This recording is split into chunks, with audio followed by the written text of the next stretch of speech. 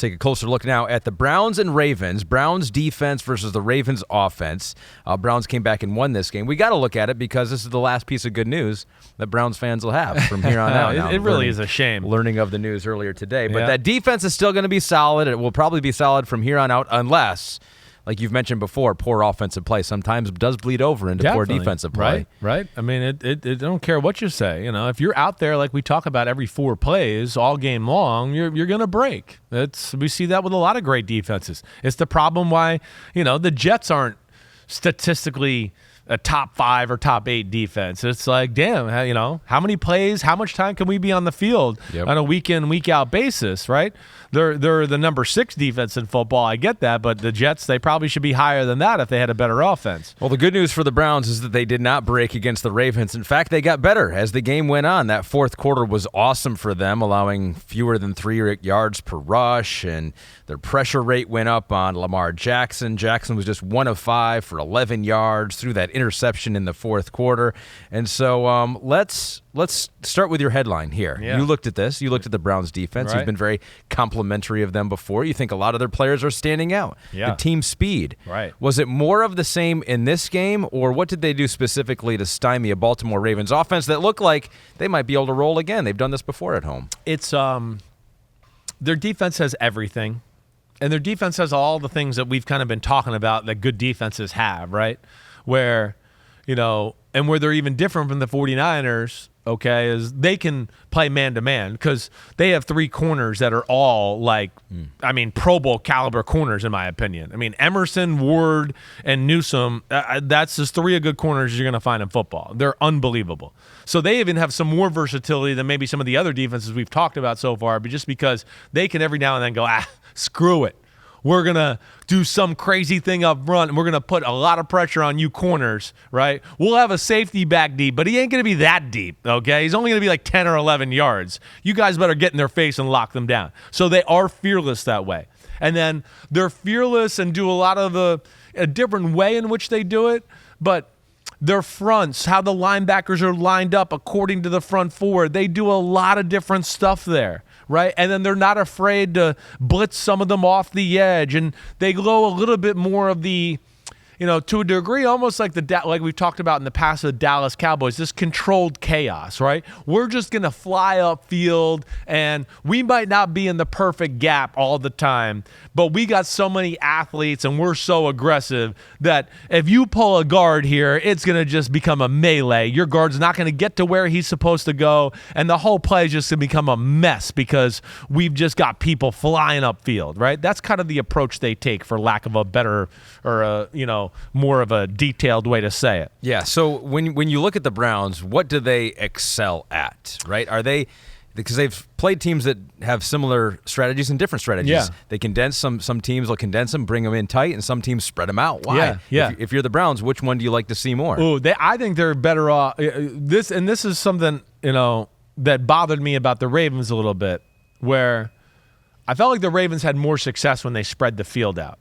They can't toy with you quite as much with all their people inside when you do that. And the pictures outside can become a little more clearer as well. And then when you have receivers like the Ravens do, I want to go, hey, just spread it out a little bit, and let's not worry. Let's not make it so simple. Just have Zay Flowers run a 20-yard comeback, and boom, hit him. Protect it up. That's all you need to do, right? As we talk about, sometimes the egos of these offensive coordinators are, I drew this play all week. I had to work on it. And sometimes I want to just go, that guy's 10 yards off. That guy's awesome. Throw him a slant, and let's call it a day. Or throw the curl route. Let him beat that guy, and that's it, right? And that's gotten lost a little bit in the new age of football. When you get into the condensed sets, like we talked about in the 49ers game against the Browns, and same here with the Ravens, it allows them to be aggressive and put all these people at the line of scrimmage and all these crazy alignments to, it's like, I don't know how to block this. And they move into this right at the last second. And then we made a call, but now it's changed, and Lamar's going set hut. And it's like, I can't be a pulling guard and now yell something to the guy that was next to me, like, hey, let's trolley that as I'm running away for him, right? Or anything like that.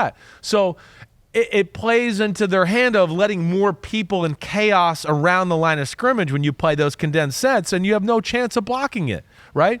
The teams, and even this moments in this game, the Ravens had more success when they spread it out. When we talked about the Browns defense playing the Colts, that was the thing we hit on, if you remember. Shane Steichen said, the hell with all that. Yeah. We'll spread it out a little bit so my quarterback can see it, and they can't play with us up front as much in all our rules. That, to me, is what I would do. They're good at both, and they're aggressive at both. But I wouldn't be in the condensed set world a whole lot against Cleveland because they will use that against you. All right, it's time to go inside the numbers powered by AWS as we take a look at how the Ravens, it looked like they were dominating this game. Next Gen Stats, the Ravens win probability peaked at 96.7% when they were up by 2 touchdowns late, 31-17. The Ravens have had at least an 85% win probability in all 3 of their losses this season, a trend that we saw at times last season has continued into this season. Now, that's a double-edged sword, too. Like, for one, it's good to get up a couple touchdowns. Like, that is the sign of a good team. Exactly right. You'd rather have that problem of, like, holding on to 2 touchdown leads than never having 2 touchdown leads, so I will say that. But when you saw this game, was it one of those situations where the Ravens kind of dominated for 3 quarters, ran down the field, just kind of taxed the Browns' defense, or was it something different? It's like, to your point, if you're watching on TV and you were trying to watch other games on Sunday or whatever else, you'd look back at the Ravens and go, oh, man, the Ravens are having their way with Baltimore, right? But when you start to break the game down individually, and whether you go back and watch on TV or watch on film like I do, you start to realize, the offense really wasn't that good. It wasn't like a sustained butt whipping at no point. Listen, the game started off with a tip pass, pick 6 interception by Kyle Hamilton, 7-0, right? They come out, now they finally get the ball. They throw the ball 2 or 3 times, get some nice, hey, we're starting the game completion. Defenses are usually a little conservative to start the game. They want to get a feel for how they're being attacked before they start to go, let's start bringing our best stuff to the table, right? So they do that, okay? They break the long run with Keaton Mitchell. So there's that play, okay? But my point is, it was not sustained drives in this game. It was about 6 plays were the whole offense for the Ravens. You break down the Keaton Mitchell run, which was a 39-yard touchdown, and he had 34 yards rushing on the day. Okay, so that just tells you a little, right? Yeah. From that point on, he went backwards the rest of the game. Okay, the Keaton Mitchell screen, the next drive, it was an awesome, Lamar ran to the right, threw the ball all the way back to the left side. Keaton Mitchell ran up the side. Yo, what up, homies? Thanks for watching. Remember, subscribe to Chris Simms Unbuttoned. Right now, we got Sunday pod, right? So you can have it Monday morning. We recap all the action. Wednesday, it's the What the Happened podcast. We're going to get deep in the weeds on the key matchups of the week. And then Thursday, I'm picking games with that jerk Florio. So you know where to find us, homies. Keep watching. Peace out. We'll see you.